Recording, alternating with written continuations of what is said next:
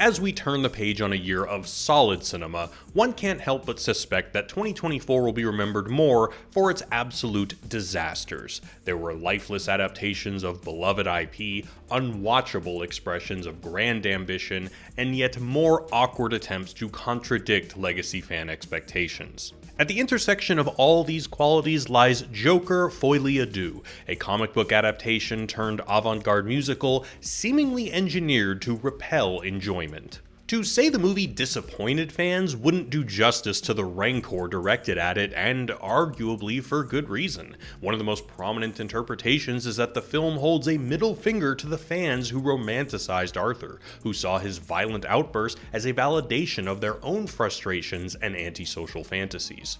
But director Todd Phillips said in an interview that the film was never about condemning so-called toxic fandom. So, case closed, right?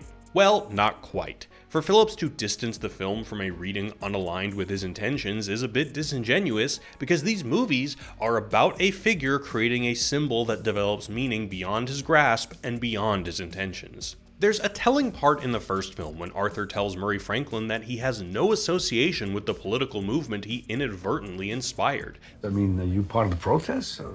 No, I don't believe in any of that. He's just trying to make people laugh. That's right, Murray. I'm not political.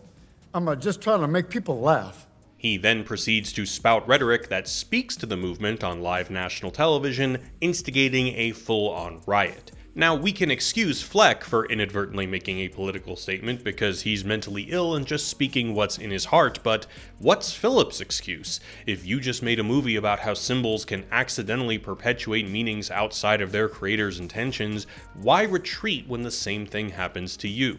Well, this is the central question that haunts Joker, Folie, Deux. What is Arthur to do now that the symbol he created has taken on a life bigger than his own? And what is Phillips to do now that Arthur, despite his intentions, has been romanticized? Do you suit up and become the symbol people want you to be? And what happens if you can't? Well, to find out, we're going to have to dive deep into both films and also get a little bit of help from this guy. Let's dive in. But first, a quick recap. Let me introduce you to Arthur Fleck, the patron saint of sad sacks. His life is a bleak montage of abuse, mental illness, and systemic neglect, so his only recourse is to retreat into fantasies of love and laughter to ease the pain. One day he kills some finance bros on the subway while dressed as a clown, igniting a social movement about class divisions, despite the fact that he has no politics of his own. From there, Arthur's spiral deepens. He kills more people who have wronged him and goes on the country's biggest talk show, where he espouses his frustrations with the apathetic rich and murders the host. The spectacle instigates a riot, and Arthur goes to prison. Fast forward to Joker 2. Arthur's on trial for his life and everything still sucks. His only hope lies in convincing a jury that Joker is a split personality he can't control. Things start looking up though when he becomes romantically involved with a fellow patient, Lee, but he soon discovers that Lee is just a glorified groupie who only loves him because he's the famous Joker. Arthur tries to live up to the persona, but he can't, because truth is, he's not a revolutionary or the clown prince of crime. He's just a broken man. Arthur renounces the Joker and withdraws his insanity plea when all of a sudden, the courtroom explodes and he's freed. But again, he rejects the opportunity to lead the movement he created and runs away to find Lee, who tells him she wants nothing to do with the pathetic Arthur. She was only ever interested in Joker. Heartbroken, Arthur returns to prison where he's murdered by an inmate who laughs maniacally while carving a Joker smile into his own face, presumably becoming the quote, real Joker. The end. Alright, so let's start back with the first film. Joker is about society's have-nots struggling for recognition in a society that refuses to acknowledge them. Arthur's mom writes Thomas Wayne notes begging for help that are constantly ignored. When social services are shut down, nobody cares how Arthur is going to get his meds. His boss doesn't even humor his reasons for losing his sign. Thomas Wayne, possibly his dad, dismisses him as a delusional nobody. Not even the automatic door sensor bothers to recognize that Arthur exists. For my whole life, I didn't know if I even really existed. So dismissive are the rich that Thomas Wayne claims the impoverished are nothing but a bunch of clowns. Those of us who have made something of our lives, we'll always look at those who haven't as nothing but clowns. Making Arthur's clown-themed killing spree evolve into a symbolic act of lower-class upheaval, inspiring a movement. The message seems to be, if you neglect the disenfranchised, they'll unleash chaos. Well, at least that seems to be the message of the movie. Arthur's message isn't quite that. At the end, when he's surrounded by the riotous crowd, he doesn't put his fist in the air in revolutionary solidarity. He puts on a smile and dances, because despite the political meaning of his image, all Arthur ever cared about was making people laugh. And I think the film hints at this disconnect between intent and meaning through the inclusion of another film. When Arthur seeks out Thomas Wayne, he sneaks into a movie theater playing Modern Times, a film featuring Charlie Chaplin's iconic tramp character struggling to survive in a society marked by rapid technological advancement and economic hardship. Both Modern Times and Joker share themes of exploitation, hunger, marginalization, and urban alienation. The tramp, especially through this film, has functioned as a powerful symbol for working class struggle. However, like Arthur, it's not because he's got his fist in the air demanding revolution. The tramp does no such thing, and that's crucial to the symbol's enduring power. In 1957, philosopher Roland Barthes published Mythologies, a collection of short reflections on how seemingly trivial things, margarine commercials, toys, professional wrestling, produce unintended meanings that reveal important ideological truths about our culture. In one chapter, he talks about Charlie Chaplin in Modern Times, and how his potency as a working class symbol is partly due to the fact that he is, quote, always just below political awareness. The tramp is not an activist, he's just trying to get by. In fact, throughout the film, if any political meaning is given to his actions, it's through comedic mishap. For Bart, the best way to show the public its blindness to injustice is to show them someone who is blind and what's in front of him. Quote, to see someone who does not see is the best way to be intensely aware of what he does not see. You could say Arthur Fleck functions similarly. Just as Chaplin's tramp was too busy staving off starvation to have any politics, Arthur is too mentally ill, too crushed by an inhumane system to articulate it. It makes him the perfect symbol, not only in the film, but outside it. In the wake of the movie, protesters in Hong Kong, Lebanon, Chile, and Iraq adopted Joker masks or makeup to express discontent with social and political inequality. But what would happen if the tramp became aware of his political meaning? If people expected him to champion the cause he represents, would he? Could he? This is the question posed by Joker 2. But before we answer it, I want to tell you about this video's sponsor, Factor. Factor delivers fresh, never frozen, dietitian-approved meals right to your door. It's a stress-free solution that allows you to skip the grocery store cooking and cleanup, all while eating delicious meals that are way cheaper than takeout. You can choose from a weekly menu of 35 options, including popular ones like Calorie Smart, Keto, Vegan and Veggie, and my favorite, Protein Plus. It tastes great and it's super easy to make. Plus, you'll never get bored because they add more than 60 add-ons every week. Factor works for me because, look, as I get older, my metabolism ain't exactly what it used to be, and when I'm not eating right, boy, do I feel it. But with Factor, I don't have to worry because my fridge is always stocked with tasty and nutritious options that keep me feeling good and productive. So head to factor75.com or click the link below and use the code 50BAUER to get 50% off plus free shipping on your first Factor box. That's code 50BAUER at factor75.com to get 50% off plus free shipping on your first box. And now, back to the show. Arthur, who spent the first film starving for recognition, finally gets it. Kinda. In the first film, nobody knew he existed, but now he's got a fan base. He's the star of the trial of the century, t-shirts and signs are sold with his face on it, and they even made a TV movie about him, which may or may not suck. I was a character in that awful TV movie they made, and... Side note, I kind of suspect that the TV movie is a stand-in for the way Phillips sees the fan misinterpretation of the first movie, as a romanticization of a frustrated incel. Anyway, it seems like Arthur is finally getting the kind of visibility he dreamed about, but that's not the case because nobody sees Arthur, they only see Joker. Lee, who checks herself into the asylum just so she can fulfill her fangirl fantasy, won't even screw him without his clown makeup on. It's all in the animation that opens the film, Me and My Shadow. Joker arrives in a crazy long limo to the adoration of the masses, only to be locked in a dresser by his shadow, who takes on the identity of Joker and charms the audience. The shadow is the symbol, a persona that's taken on a life of its own and doesn't need Arthur, who just continues to be humiliated. Eventually, Arthur tries to lean into the identity of Joker, maybe to impress Lee, maybe to bolster his insanity plea, but it comes off as awkward. He does a weird southern lawyer drawl. Isn't that convenient, Mr. Puddles? Is that your God-given name? And tries to be charming, but overall he doesn't know how to command the symbol that was thrust upon him. In fact, he ends up betraying the core of what Joker represents, granting recognition to the less fortunate. Not only does Mr. Puddles say Arthur made him feel so small, I felt so small. but Arthur constantly gets his victim's name wrong. Stab Mr. Kleinman-Huff in the neck.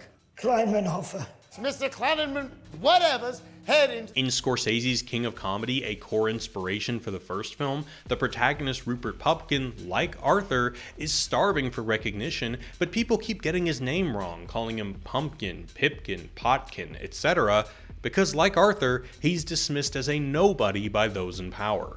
Arthur can't be the Joker his followers want him to be because he has no politics, he has no ideology. All he's got is the stale Southern lawyer routine. The Tramp, too, would probably fail miserably at being a social organizer. Unlike Ledger's Joker, who joked because man-made values are trivial, Arthur jokes because he's mentally ill, and the only way he's gotten through life is to inspire laughter and cast his tragic life as a comedy. He's not Joker, he's just Arthur, one of the most pathetic characters ever committed to celluloid. If we can just go back to modern times for a second, something worth noting here is that it isn't being shown at some underground revolutionary gathering. It's being enjoyed by rich people in a ritzy theater. And if we're being honest about the legacy of modern times, it's not a radical, subversive, anti-establishment critique. No, it's remembered as great entertainment. That's entertainment. The mirror film to modern times in Joker 2 is the Fred Astaire musical The Bandwagon, playing for inmates at Arkham just before Lee sets fire to the place. Lee sings the iconic musical number That's Entertainment throughout the film. That's entertainment. The song is a cheerful ode to show business, describing how entertainment takes on all moods and tones. The lyrics include things such as the clown with his pants falling down, the bride with the guy on the side, the scene where the villain is mean. Whether it's scandalous, negative, or even perhaps political, it's all just entertainment. Arthur Fleck never wanted politics, he just wanted to entertain. And maybe we can say the director of the Hangover movies also didn't want to make a gritty social critique that inspires actual protest. He just wanted to make a stimulating character study. Chaplin, too, was probably more interested in using themes of economic struggle as a relatable aesthetic than as a tool for social consciousness raising. Sure, Phillips can continue to gin up people's desire for change by indulging in fantasies of revolution that always stop short of providing real vision, but maybe that wouldn't feel genuine. Maybe like Arthur, who can only awkwardly inhabit the role of Joker, Phillips would feel like a fraud making a movie that advances this symbol of equality, especially when you consider he doesn't believe unions should exist. But despite Arthur's attempts to do away with the symbol and just be Arthur, it's ultimately the symbol that does away with him. At the end, a mysterious inmate tells him a joke about a psychopath expressing disappointment upon seeing a famous clown looking drunk and washed up. What a disappointment. I used to watch you on TV. He ends the joke with, "How about I get you what you deserve," mirroring what Arthur said when he murdered Murray Franklin, then shanks Arthur and etches the Joker scars into his face. The message seems to be, if you're not going to live up to the symbol you created, then I will.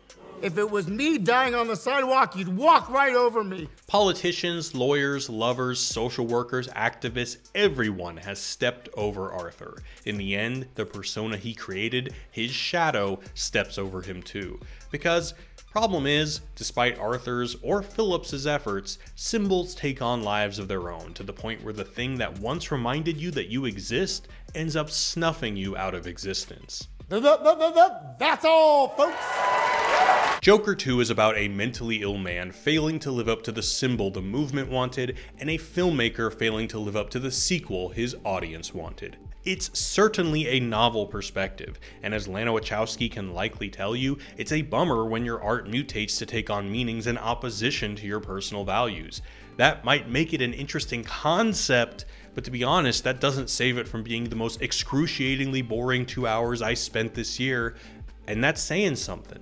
Overall, I agree with the fan consensus. It's really not good. Sure, maybe it has layers of meaning, but I really don't care about your subtext if the text fails to captivate. If you're gonna shirk what audiences want, then you gotta show them something that they didn't know they wanted, not what they know they don't want. I mean, it's certainly a bold film, but the thing about bold efforts is that the results are often identical to stupid efforts. If that weren't the case, there wouldn't be any real risk and thus no real courage. One thing I really don't know how to process is the fact that The Bandwagon is about an overly pretentious artist who ruins a production by being too high-minded, only for Fred Astaire and company to succeed by embracing something that's more entertaining. Is Phillips intentionally positioning himself as the pretentious dude? This guy is going to direct a musical? Sure, you could say that the film is deliberately boring, that the musical numbers are purposefully underwhelming because Phillips is making an anti-political point that comic book movies aren't and shouldn't be a hope industry. Trauma isn't a superpower, as is often the case with Bruce Wayne depictions. Comic book stories aren't going to show us the way to more equitable societies, and anyone who thinks they're more than just entertainment are clowns. But I just can't with the it's bad on purpose 4D chess defense. I just don't buy it. Nobody deliberately risks their reputation and the reputation of their close collaborators on purpose. Todd Phillips is not Diogenes. I mean, imagine if I said Southland Tales is painfully bad because it reflects the real world pain spread by the Bush administration that it criticizes, or that Fantastic Four is horrible because it's critically interrogating what it means to be fantastic. I mean, if that is the case and it's bad on purpose, then congrats. The results are no different whether it's deliberately bad or accidentally bad, it's still bad. Even Tarantino's Joker take is an eye roll. He claims that by making a movie that fans hate and squandering $200 million, Phillips is trolling everyone just like the Joker would. Thing is, when you have a character like the Joker who embodies the negation of all values, then pretty much any horrible depiction of that character can be cast as a purposeful negation of any standard or quality. It's just too convenient. Sometimes, a brilliant filmmaker can be a less than brilliant critic. And if I had to pinpoint the one thing that went wrong with Joker 2, it's that Phillips tried to be both artist and critic at the same time, not just concerned with creating compelling art, but also adjudicating its meaning. Phillips made a deeply unentertaining movie about the ubiquity of entertainment. Obviously, most would have preferred he accomplished this by just making an entertaining movie, but then the message would be overlooked, and I suppose Phillips, like Arthur, wants to be seen. In my Apocalypse Now video, I mentioned something that was once said about Stanley Kubrick, contra the widely held notion that he was obsessed with inserting hidden messages into his movies. People close to him said he was the kind of guy who just shot until it felt right, and then, quote, let the French critics tell him what it means. Now, although this is a bit of a dig at critics, it nevertheless reflects something essential about the relationship between artists and critics. The artist is a conduit for inspiration, and the critic maps that expression against the context of a particular social moment to derive meaning. It's a collaborative dialogue, a dance between two parties. Obviously, some filmmakers imbue their art with deliberate meaning and juggle the two roles a bit more gracefully, but the message should never overshadow the vision. If meaning is more important, you can always just write an essay. The whole point of Bart's mythologies is that even trivial things can create ideological meaning that shape values and perceptions, but these meanings arise through the way society engages with them, not solely through the creator's intentions. So maybe making a whole movie lamenting your art's meaning evading your grasp is a bit redundant. Either way, one thing is for sure. If you think too hard trying to rationalize the creative choices made in Joker 2, it will drive you mad enough to give you that one bad day that turns you into the Joker. Hey y'all, thanks for watching. Don't forget to head to factor75.com or click the link below and use the code 50BAUER to get 50% off plus free shipping on your first Factor box. That's code 50BAUER at factor75.com to get 50% off plus free shipping on your first box. Thanks again for watching and hope you guys have a great holiday season. Peace.